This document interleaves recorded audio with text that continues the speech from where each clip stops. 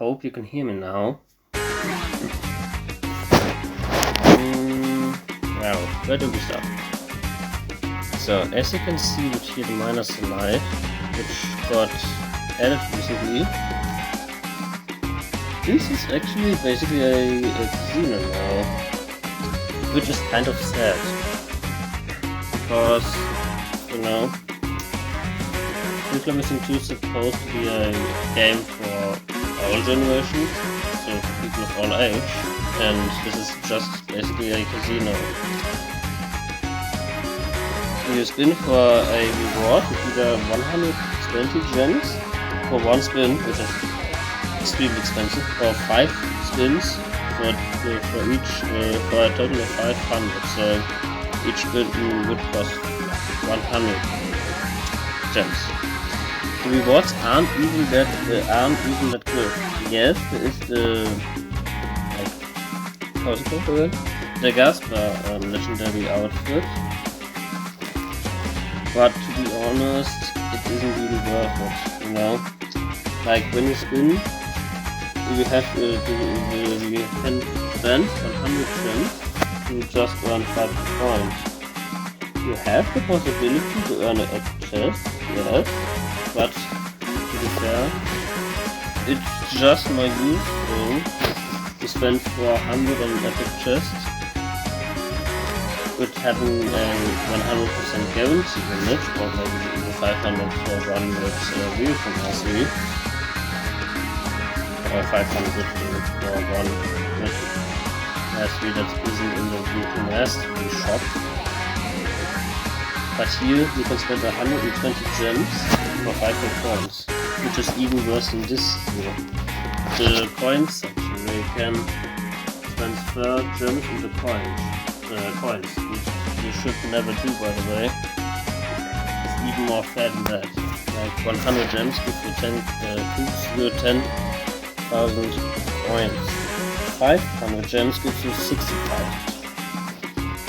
And if you already have an item, you will get these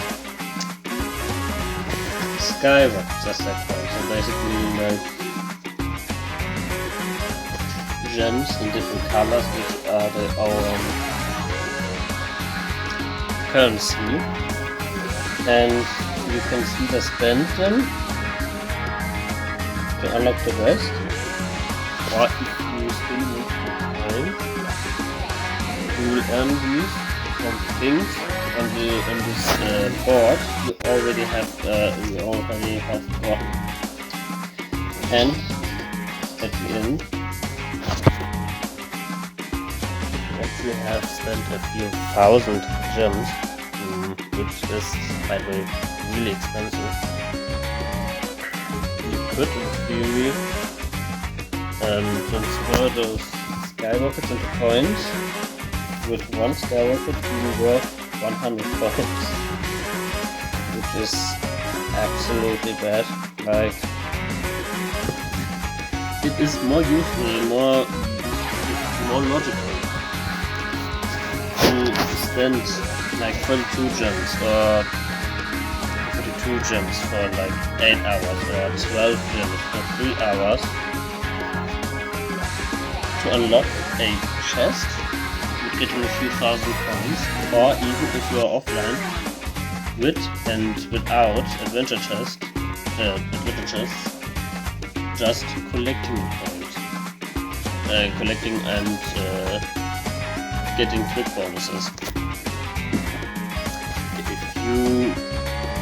If you get a level 1 adventure chest, you have the possibility to watch an ad for 5 or 6,000 coins, or you can directly go to the video chest and earn more than 1,000 coins, but with gems and a few tuning cards. So at the end of the day, if you are addicted to gambling, you're basically just falling into a very expensive trap, because that is just insane. Like, it is really more useful to spend to trade gems for coins here which nobody does, then to spend 120 gems for a spin for the possibility of 5,000 coins, 500 scrap, or, you know, 5 epic cards. I mean, that is in fact cheaper than 250, but I mean the chances are just pretty rare. 5 epic team cards is a chance of 5%. So yeah, you're basically kind of ruining yourself if you buy those. I actually mentioned that, but I haven't mentioned that, but about a comment on YouTube about that. That's with the mega chest. I thought it was called video rewards chest, but with the mega chest. If you have a reward multiplier of times 2, you can get 30 gems a day. 30. That would mean that you watch 40 ads, earn 120 gems, just to spin once, which is insane. Like, it's more useful to, like, you know, buy gems and spend them for fucking stuff, like that's for champion chest. The thing is, the things that Fingersoft does are kind of insane. Like adding a glider at the beginning of this year and bold into team events before they are before you can even get them in the game itself without paying like 10 euros or something. Like, the game wants you and kind of indirectly forces you or force to buy, you know, these vehicles just because they appear in team events, and the public events happen a few weeks later after that. So yeah, like for example glider map, like in general. I mean, I have all vehicles, but to be honest, it's just insane for me to have that.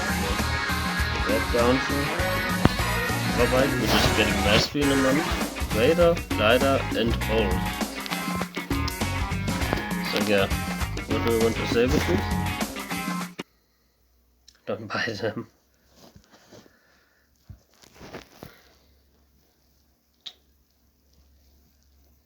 Hello? Wait a moment. So, I will, this is now the video from Werbeshop. I will post the link down below, by the way, so you can check it out if you haven't already. But as you can see, if you decide to spend 120 gems, you have the possibility of just getting 5,000 coins. And you can do a lot of more things to get 5,000 coins without having to spend 120 gems, you know? Like, where was it? Yeah. At the end, if you have all items,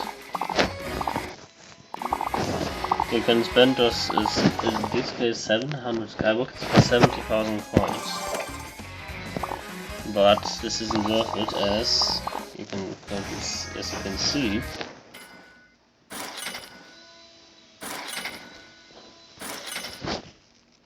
You spent more than 2,200. He spent Werbeshop spent 2,200 gems just for 179,000 coins, which is insanely bad.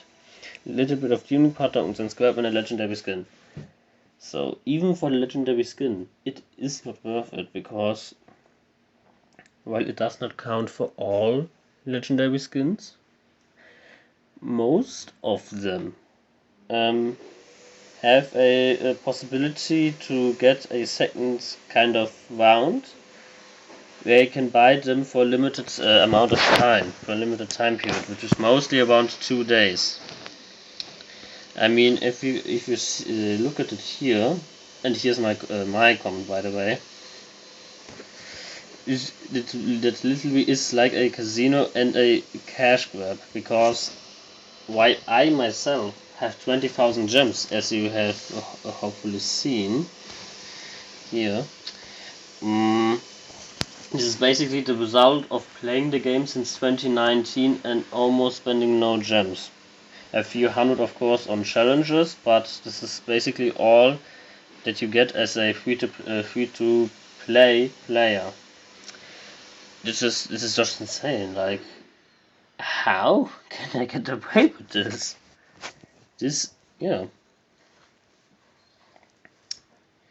Epic chest is 250 gems. Yeah, that's not really true. 400.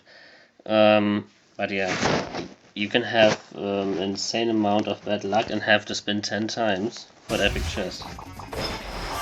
Like you see here. And you basically, like, if you spin and already have the item here, for example, like 500 scrap, you get 30 skyrockets.